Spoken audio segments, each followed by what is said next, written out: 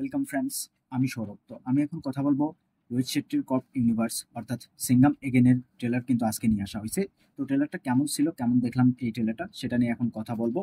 তো এটা যেহেতু রোহিত শেট্টির একটা কপ ইউনিভার্স এবং এখানে যতগুলো কাস্টিং নেওয়া হয়েছে, আমি য- আমি যদি এক এক করে নাম বলি তাও হয়তো বা শেষ হবে না। তো ট্রেলারটা এতটাই বড় করা হয়েছে, প্রায় 5 মিনিটের একটা ট্রেলার নিয়ে আসা হয়েছে এবং যেখানে প্রত্যেকটা কাস্টকে, প্রত্যেকটা ক্যারেক্টারকে দেখানো হয়েছে এবং মানে ভরপুর অ্যাকশন এন্টারটেনমেন্ট এটা থাকবে। এটা আমরা প্রত্যেকেই জানি যে রোহিত শেট্টির সেই সেম ধারার গল্প যেটাকে নতুন করে তিনি দর্শকের সামনে আবার নিয়ে আসতেছেন।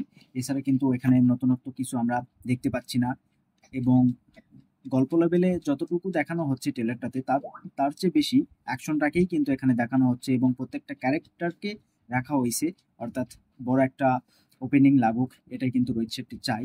এবং ট্রেলারে অজয় দেবগন, কারিনা কাপুর, রণবীর সিং, অক্ষয় কুমার, দীপিকা পাডুকোন, টাইগার শ্রফ,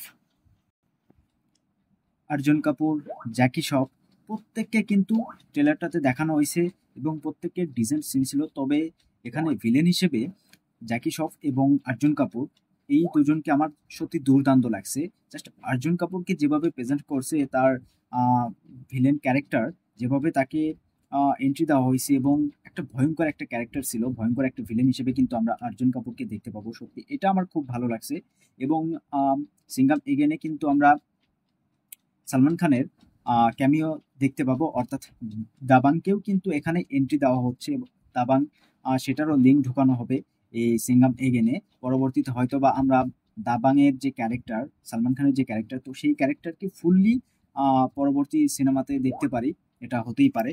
তো ট্রেলার দেখে গল্প যতটুকু বোঝা যাচ্ছে, তো অর্জুন কাপুরের যে ক্যারেক্টার, তো সে বেসিক্যালি রাবণ এবং কারিনা কাপুর সে বেসিক্যালি সীতা। এইভাবেই গল্পটাকে আসলে সাজানো হয়েছে। তো এই অর্জুন কাপুর অর্থাৎ রাবণ সে আসলে সীতাকে কিডন্যাপ করে নিয়ে যাবে, অর্থাৎ কারিনা কাপুর তাকে কিডন্যাপ করে নিয়ে যাবে আহ লঙ্কাতে, অর্থাৎ শ্রীলঙ্কাতে। তো অজয় দেবগন সে আসলে রাম এবং অজয় দেবগন যেহেতু রাম, তো তার একটা লক্ষণ থাকবে, এটা আমরা প্রত্যেকেই জানি। তো সেই হিসেবে এখানে আসলে টাইগার শ্রফকে রাখা হয়েছে। তো টাইগার শ্রফ আসলে যে কিনা তাকে আহ ইয়ে করে আর কি, তাকে অনুসরণ করে, তার মতো করে কাজ করতে চাই এবং সবসময় তার সাথে থাকে। যেটা ট্রেলারটাতেও একটু হলেও দেখানো হয়েছে, এই জিনিসটা কিন্তু একদম দর্শকের সামনে তুলে ধরা হয়েছে। এবং লেডি সিঙ্গাম হিসেবে কিন্তু দীপিকা পাডুকোন থাকতেছে এবং আমরা জানি অক্ষয় কুমার তারও এন্ট্রি হবে, তারও কিন্তু ক্যামিও থাকবে, সেটাও কেউ কিন্তু মানে দেখিয়ে দেওয়া হয়েছে। এবং রণবীর সিং তাকেও কিন্তু রাখা হয়েছে।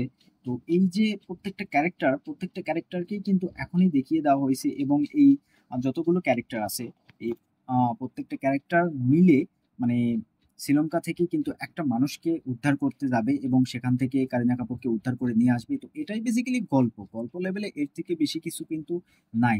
এটা আমরা প্রত্যেকেই জানি যে অর্জুন কাপুর সে বধ হবে মানে অজয় দেবগনের হাতে এবং প্রত্যেকে মিলে মানে একটা ওয়ার, যেখানে আসলে এই যে ভিলেন মানে অর্জুন কাপুর, মানে পুরো মুভি জুড়ে সে একটা পাওয়ারফুল ভিলেনের ক্যারেক্টার করবে এবং শেষ পর্যন্ত বধ হবে কার হাতে, সেটা আমরা প্রত্যেকেই জানি, অজয় দেবগনের হাতে।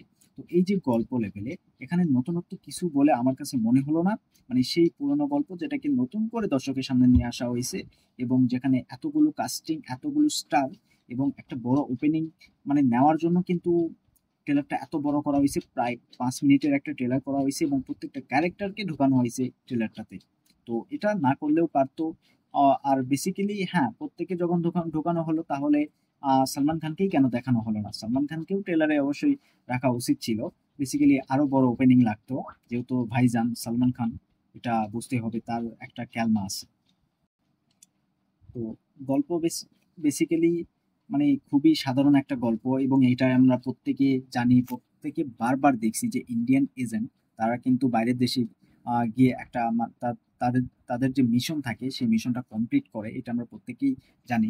আসলে এইরকম গল্প দর্শক দেখতে দেখতে কোথাও গিয়ে বোরিং ফিল করতেছে, একদম বোরিং হয়ে গেছে। এইরকম গল্প আমার মনে হয় না যে দর্শক হলে গিয়ে মানে বারবার একটা মুভিকে দেখবে, একটা মুভি যেটা দর্শককে মানে হলে টানবে, হয়তোবা আমার কাছে মনে হয় সিঙ্ঘাম এগেইন এই দিক থেকে দর্শককে টানতে পারবে না।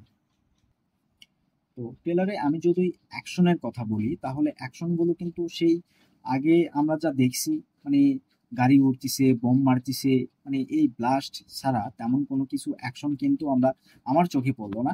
হ্যান্ড টু হ্যান্ড যে অ্যাকশনগুলো হয়, যে অ্যাকশনগুলো বারবার দেখতে ইচ্ছে করে বা দর্শককে রিয়েলিস্টিক ফিল দেয়, তো সেই অ্যাকশনগুলো কোথাও গিয়ে আসলে ট্রেলারে আমি মিস করলাম।